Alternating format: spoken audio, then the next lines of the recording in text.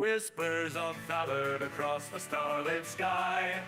A beacon glows in the darkest night. A tale of might in the universe wide. 380, the freedom's caliber, our pride.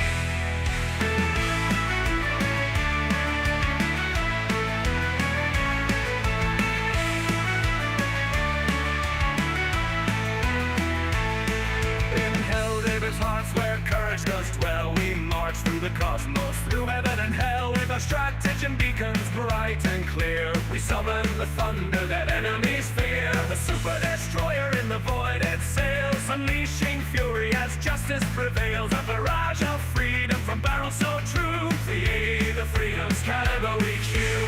Oh, hear the roar across the massive on 380, where our fates collide. No fear within it, stay wide. That was 380 Freedom's Caliber by the N&M Project. It's more than just a song. It's also a helpful tip for bot-busting strategies, Helldivers, because an enemy that is buried too far down into a crater to see the light of day ever again is truly an enemy that has beaten the Super Earth way. The right way. Freedom's greetings, you warranty-voiding, washing machine disassembling pack of madmen. Before I get into anything else, I'd like to wish Super America a happy birthday, as it is their Liberty Day today. I know that nations were done away with during the Great Unification, but there are still certain cultural traditions that are observed like this. We do have to give respect to our roots, because the concepts of freedom, liberty, and managed democracy had to start somewhere. So let's give it up to Super America for giving us just what we needed, right when we needed it, so that we could enjoy the quality of life that we see today.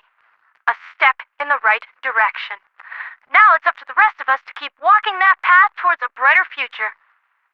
Speaking of bright futures, the fight for the interplanetary battle platforms that go boom, boom, boom proceeds ever on in Seep's favor.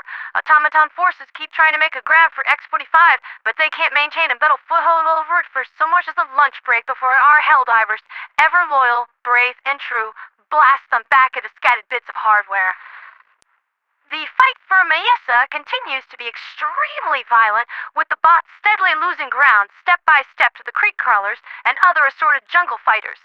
Conditions on Mesa are extremely boggy and humid, with frequent monsoons which tends to mess with the automaton's infrared sensors. Fortunately, we're able to spot the bright cherries of their hate-filled eyes just fine, and have been putting tenderizer rounds between them from sunup to sundown. Despite the repeated attacks being launched off this planet and the constant flow of enemy reinforcements, seep pressure on the planet has forced it to nearly 60% liberation, with a complete planetary cleansing scheduled roughly 12 hours from now. Once this is done, our electronic adversary will no longer be able to strike directly at X-45, and will be that much more distant to their own planetary destruction technology. Sorry, Skynet, you'll have to make your own toys. This one is ours. Yeah. On that note, the Advanced Weapons Lab on X-45 was located earlier today, and salvage operations are in full swing, despite needing to stop every now and again to duck and cover due to the occasional planetary invasion. I mean, small annoyances like that, am I right? It's like, spring showers out there. Interestingly, the contents of the facility are still mostly intact, and there is the possibility that there is a cache of functional equipment stored in the deepest recesses of the facility, full of weaponry from the First Galactic War. Now, Helldivers, I hope you heard me say those words, and you let out a quiet, "Oh, sweet liberty, I want that." I am familiar with FGW tech, and some of it is really something. One has to wonder what it could be. A burst fire rifle firing bullets filled with neurotoxin? The old Rumbler mortar? Or maybe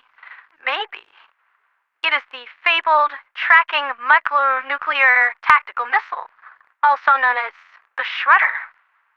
Possibilities abound. We just need to clear the way and see what's inside. Get excited.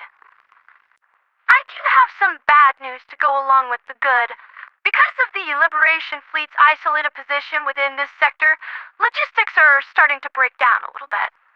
There is a stream of supply ships going between Mort and Wasat, but slow, difficult, and has to pass through enemy territory.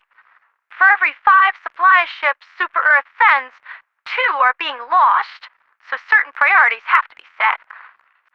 Obviously, Helldiver needs need to come first, and the Liberation Fleet has begun practicing some degree of ammo conservation.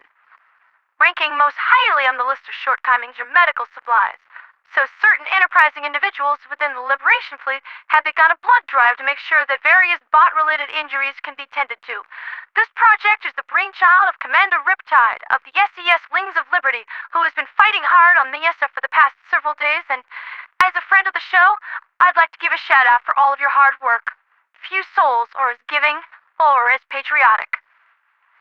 One other item that has been coming up in short supply are stins, both of the regular and experimental variety, and so it says here that Helldiver needs will be prioritized, with the requisitions of other chief officers being provided for later as supply becomes available.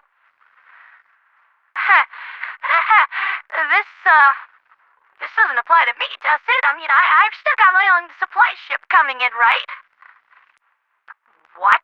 No, you can't be serious. They can't do this to me. Do you have any idea how much I sacrificed? I used to wake up at 5:30 every morning to do this. Do you think this energy, this happiness and positivity just comes out of thin air? No, it's okay. I'm fine. I just need to ration what I have left. We can't be stuck out here for more than a few more days, and those regulars from Easier Pass are due to start Operation Backstab any day now to open up the supply chains. We'll be okay. We'll get through this, and we will survive this. Sweet liberty, I hope so. But seriously, the sooner the Mercy gets back to Super Earth space and the empty spaces on these shelves are filled, the better. Okay, so that's been Liberty's Latest with me, Pondera, the Radio Angel. I'll see you all at the crack of dawn tomorrow for the inevitable arrival of Automaton forces on X-45 and their equally as inevitable send-off a few hours later. For liberty, for freedom, for democracy, and for Super Earth.